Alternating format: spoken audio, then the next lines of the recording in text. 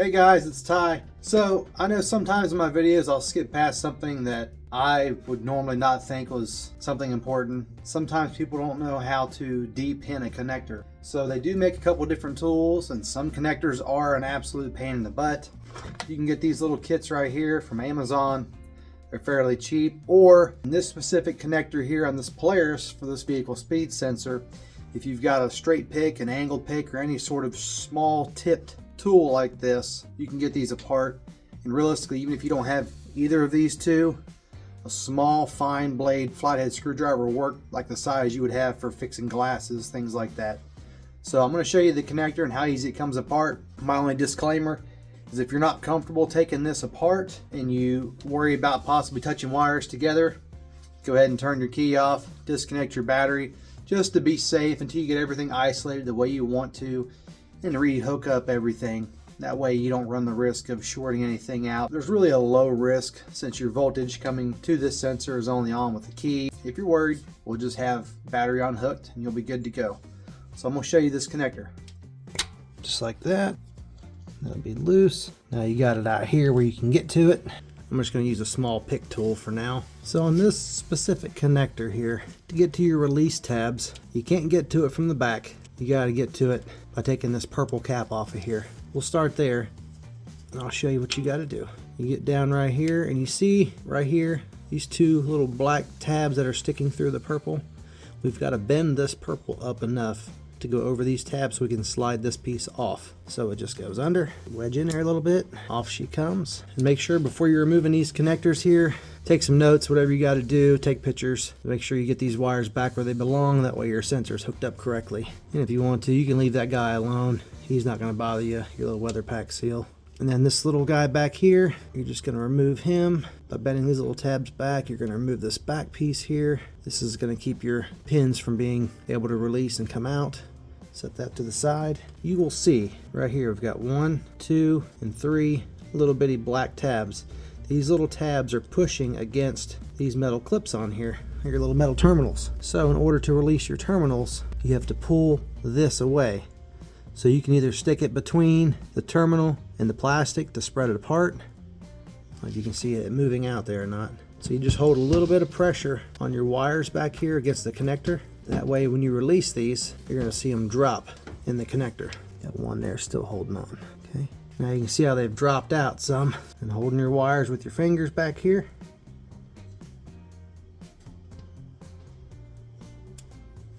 Off she goes.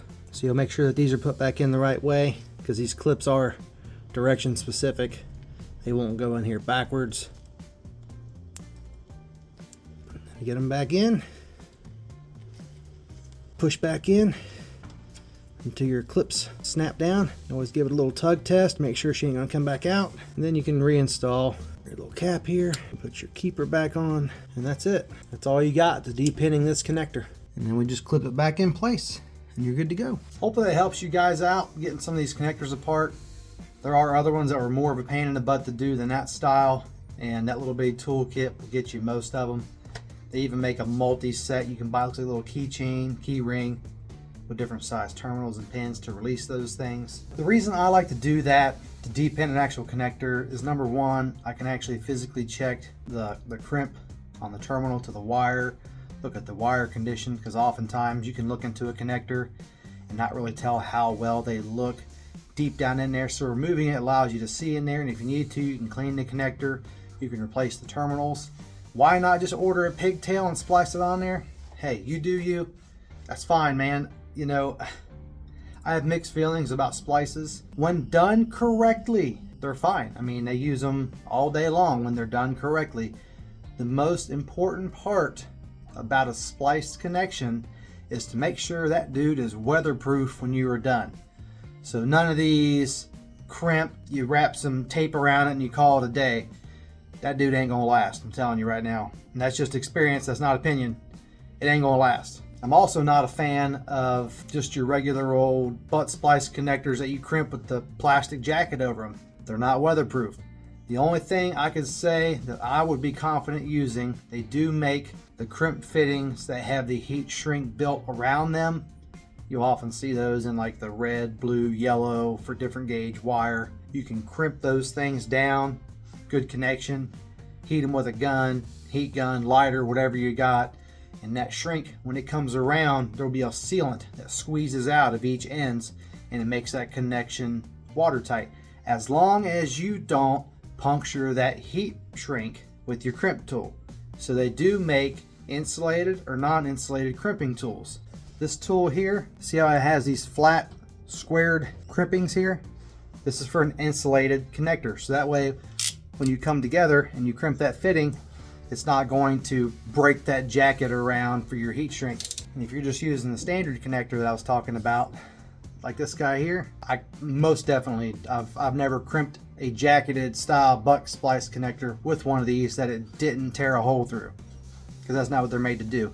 These are meant for just your metal terminals. You can crimp down and then you can put a heat shrink over them, and that will work fine as long as it's a self-sealing heat shrink that actually has a sealant in there, and you'll be fine. I'm not a big fan of the pigtails, but if you're more confident doing a splice connection than you are depinning and repinning something, you do that. Just make sure you use good connections. Problem is, when you do a pigtail splice in, you are adding another connection point in a circuit that already has other splices. So anytime you're troubleshooting harnesses, most of your mechanics or your technicians are going to tell you they check connection points. They check connectors where they go together.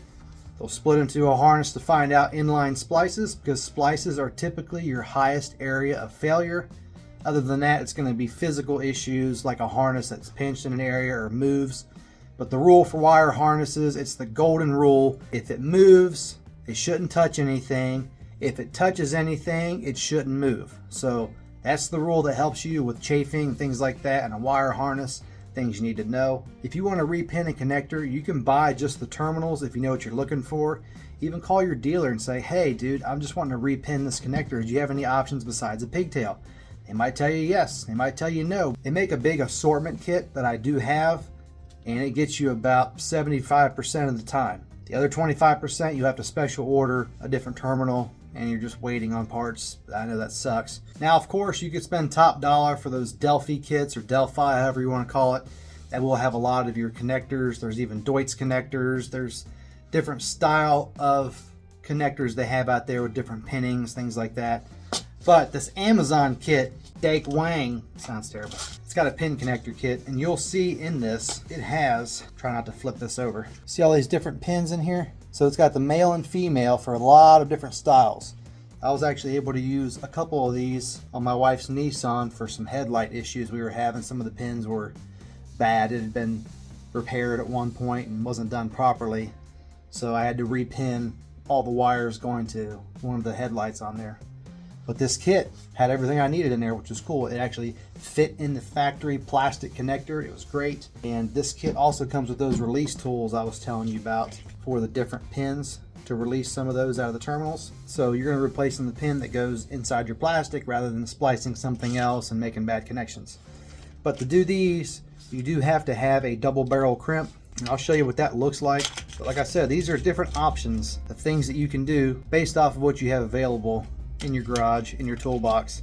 Different crimp tools, however far you feel like going.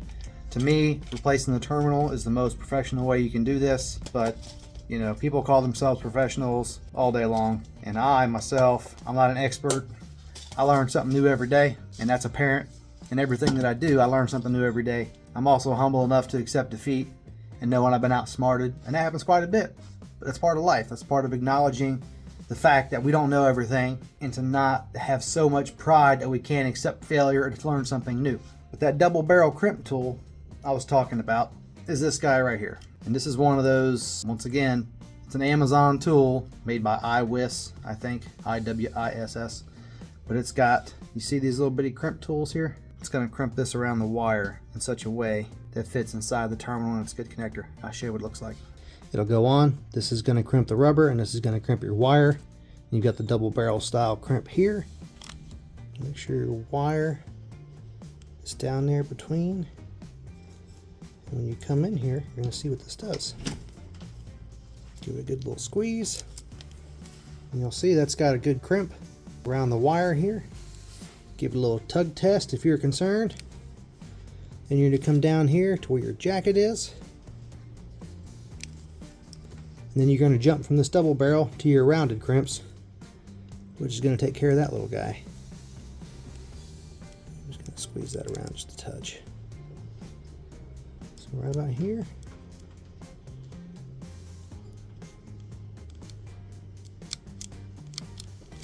Now you should just go around a little bit. And that's what it's going to look like. So now you've got a factory terminal end on here on your wire, insulated to go back in your connector, and you know you've eliminated another splice point. So that's why I like to repin these versus doing a pigtail.